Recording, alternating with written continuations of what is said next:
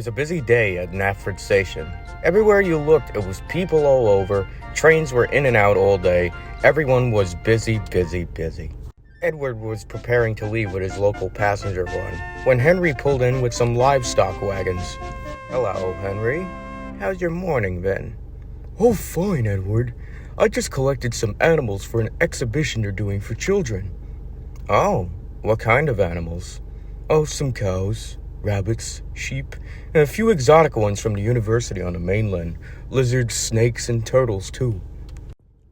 "That sounds exciting for the young ones," said Edward.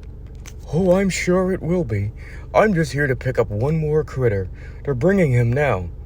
Edward looked over on the platform and saw a porter with a cart, and on said cart was a little kennel.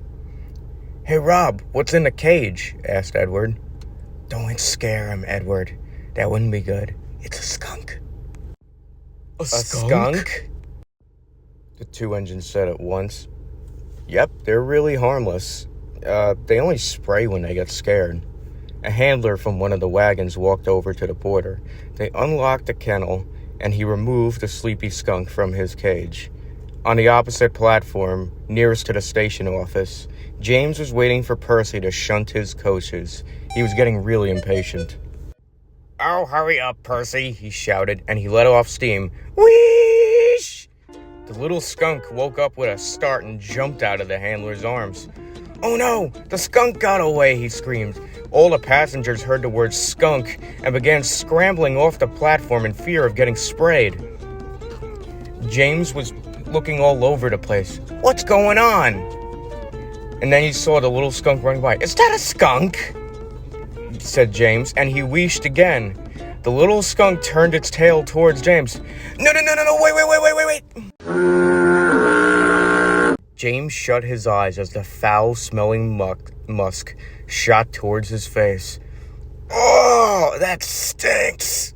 The little skunk ran away across the platform. The station was a ghost town.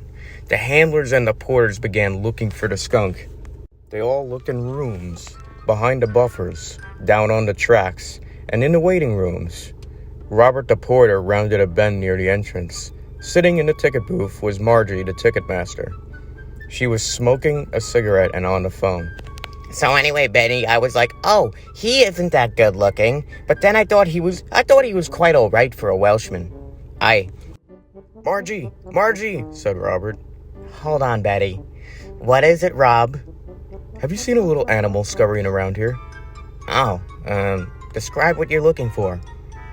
"Well, it's really small, covered in black and white fur, related to weasels, and it gives off a foul-smelling odor.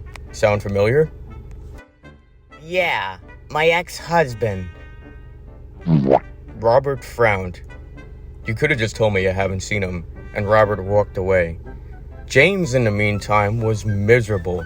He'd been given 3 washdowns, but the skunk's foul-scented musk just wouldn't wash away. His crew couldn't stand it, so they left James on a siding until the critter was found. In the meantime, there was still no sign of the skunk at Knapford. "If he isn't here, then where could he be?" the fat controller asked the handler. "Well, if he's sprayed, then he might stay close to the object or the person he sprayed." "Edward, do you know of anyone getting sprayed?" "Not that I saw, sir. Except..." "Oh, James! James got sprayed directly," said Edward. "Where is James now?" James was just sulking in the siding. "Oh, rotten skunk. Completely ruined my day. I smell like rotten eggs. Gordon's taking the passengers. Oh, can this get any worse?" Suddenly, he heard a rustling noise from his tender.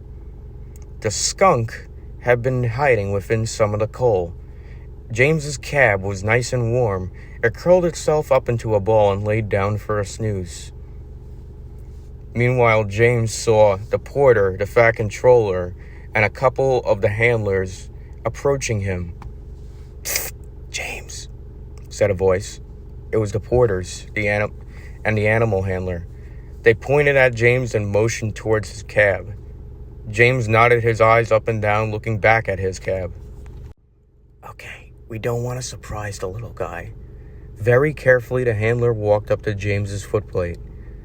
He slowly but carefully scooped the little skunk up in his arms and into his kennel, finally safely secured. "Now what do we do about the smell on James?" asked the Fat Controller. "There's one way to get rid of a skunk's musk," said one of the handlers. James found himself on the turntable being spun round and round and round. A hose connected to a tanker of tomato juice sprayed James down. He was quite dizzy when they finished, but the foul odor was gone. "There, that should do it," said one of the handlers. All James felt was dizzy and his eyes spun round and round. "Great, now I smell like the produce section at a supermarket." "But the musk smell is gone, old boy," said his driver. James took a whiff. "Hey, you're right. It worked." When James returned to Tidmouth, all the other engines could do was laugh. Oh, here look how red he is. He must be quite ripe. James frowned as he backed into his shed. "Oh, ho, ho, ho! If it isn't Sir Stinky Buffers," said Thomas. "Shame, James. I really thought that perfume suited you," said Gordon. A red fire hydrant is and always will be a dog's best friend, said Percy. "Never mind them, James," said Henry. "We all have had our moments in time where we were a laughingstock. And if it wasn't for you, we might have never found a little skunk." James smiled a little bit. "Thank you, Henry. Besides, I'm sure it'll be over this by tomorrow." And James backed all the way into his berth and fell asleep.